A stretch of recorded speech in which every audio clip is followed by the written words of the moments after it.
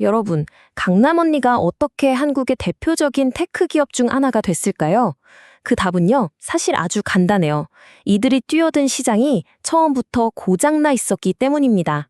그래서 오늘은요, 정보가 완전히 꽉 막혀 있던 이 기이한 시장을 기술이 어떻게 뚫고 또 어떻게 고쳐나갔는지 그 흥미진진한 과정을 한번 제대로 파헤쳐 보겠습니다. 자, 이 질문 한번 같이 생각해 보실까요?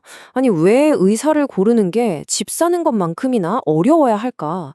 이게 좀 황당하게 들릴 수도 있겠지만요. 사실 이 질문 하나에 한국 의료 시장의 거대한 문제, 그리고 그 문제를 풀어낸 혁신의 실마리까지 전부 다 담겨 있습니다. 바로 이 질문이 오늘 모든 이야기의 시작점이라고 할 수 있죠. 좋습니다. 그럼 이제 본격적으로 이 미스터리를 한번 파헤쳐 보죠. 도대체 왜 의사 선택이 집 사는 것만큼이나 복잡해졌을까? 그 이유를 알려면요. 먼저 다른 나라에는 없는 한국 의료 시스템만의 아주 독특한 이중 구조부터 이해해야 합니다. 한국 의료 시스템은요, 겉으로 보기엔 하나 같지만 사실 그 안에는 완전히 다른 두 개의 세계가 숨어 있습니다. 바로 급여 그리고 비급여라는 건데요. 이 둘은 서로 전혀 다른 규칙으로 움직이는 별개의 시장이라고 보시면 돼요. 이 둘의 차이를 아는 게 모든 것의 시작입니다. 그러니까 한국 의료 시장은 크게 급여랑 비급여로 나뉘는 거예요. 급여는 우리가 흔히 아는 국민건강보험이 적용되는 영역이죠. 뼈가 부러지거나 감기 걸려서 병원 가는 거요. 반면에 비급여는 라식 수술이나 미용 시술처럼 보험 적용 없이 100% 환자가 다 내는 영역입니다. 그리고 이 두 시장을 가르는 가장 결정적인 차이, 그건 바로 가격을 도대체 누가 정하느냐, 여기에 있습니다.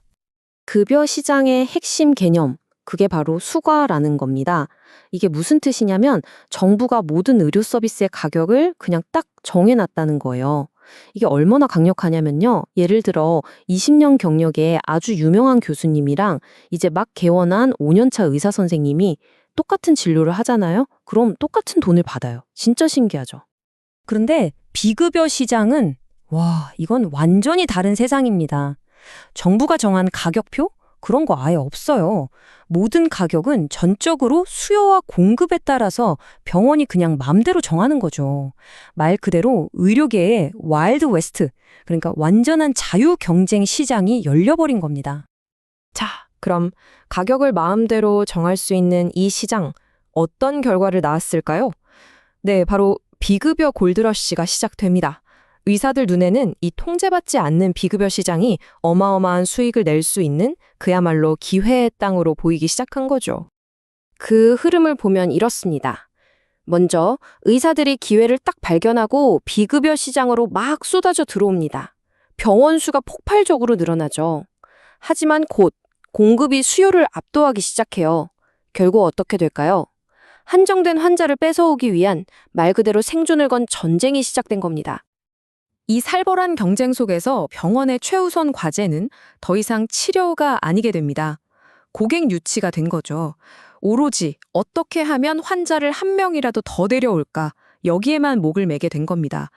심지어 얼마나 심했냐면 일부 병원은 전체 매출의 20%라는 정말 막대한 돈을 신규 환자를 데려오는 마케팅에만 쏟아 부었어요. 그런데 여러분도 아시다시피 의료 광고는 법 때문에 TV에 나올 수가 없잖아요? 그럼 그 어마어마한 마케팅 비용 다 어디로 갔을까요? 맞습니다. 처음에는 우리가 매일 보는 지하철이랑 버스 광고판을 그냥 도배를 했고요. 시간이 지나면서 이 전쟁터는 더 정교하게 사람들을 노릴 수 있는 온라인 세상으로 옮겨갔습니다. 자, 그럼 이 거대한 마케팅 전쟁 속에서 정작 가장 중요한 사람, 바로 우리 같은 환자들은 어떤 상황이었을까요? 안타깝게도요, 이 경쟁의 가장 큰 피해자는 바로 아무 정보도 없었던 소비자들이었습니다. 그분들이 겪었던 경험은 거의 악몽에 가까웠죠. 바로 이 말. 일단 상담하러 오시면 그때 가격 알려드릴게요. 이게 한 10년 전만 해도 비급여 시장의 불투명성을 상징하는 거의 주문 같은 거였어요. 환자들이 아무리 가격을 물어봐도 전화로는 절대 안 알려주고 무조건 병원에 와야만 들을 수 있었던 거죠. 아주 간단하게 말해서 이 시장의 주인공은 환자가 아니었던 겁니다. 모든 힘과 정보가 병원, 그러니까 공급자 쪽에 완전히 쏠려 있었던 거죠. 그리고 환자들 앞에는 모든 걸 가려버리는 짙은 정보의 안개만 자욱하게 깔려 있었을 뿐입니다. 이게 얼마나 이상한 상황이냐면요. 생각해 보세요. 우리가 마트에서 우유 하나를 살 때도 가격, 성분, 유통기한까지 꼼꼼하게 다 따져보고 비교하잖아요. 그런데 정작 내 몸에 직접 파는 의료 서비스를 받을 때는 아무것도 비교할 수가 없었던 거예요. 환자는 말 그대로 눈을 가린 채로 인생의 정말 중요한 결정을 내려야만 했던 거죠. 하지만 이 짙은 안개 속에서 드디어 변화의 바람이 불기 시작합니다. 이렇게 꽉 막히고 불합리한 시장의 판을 뒤집으려는 한 기업이 나타난 것이죠. 바로 투명성이라는 단 하나의 무기, 딱 그거 하나만 들고서 말입니다. 자, 여기서 우리가 맨 처음에 던졌던 질문 기억나시죠? 왜 의사 고르는 게 집 사는 것 같냐고요? 네, 맞습니다. 이런 비급여 의료 서비스는 우리 인생에서 정말 중요한 결정, 전문가들은 이걸 고관여 구매라고 부르더라고요. 집을 사는 것과 똑같은 무게를 가진 결정인데 이렇게 중요한 걸 아무 정보도 없이 깜깜이로 결정하게 내버려둬서는 안 된다. 바로 이 문제의식이 모든 변화의 시작이었습니다. 이렇게 복잡하게 얽힌 문제에 대한 강남 언니의 해법은요, 놀랍도록 단순하고 또 강력했습니다. 바로 정보를 투명하게 공개해서 환자가 스스로 더 나은 선택을 하게 만들자. 바로 이거였어요. 이게 그들의 사명이자 시장을 뒤흔든 혁명의 핵심이었습니다. 그들의 계획은 아주 명확했습니다. 기술의 힘을 빌려서 이 시장의 판을 완전히 뒤집자는 거였죠.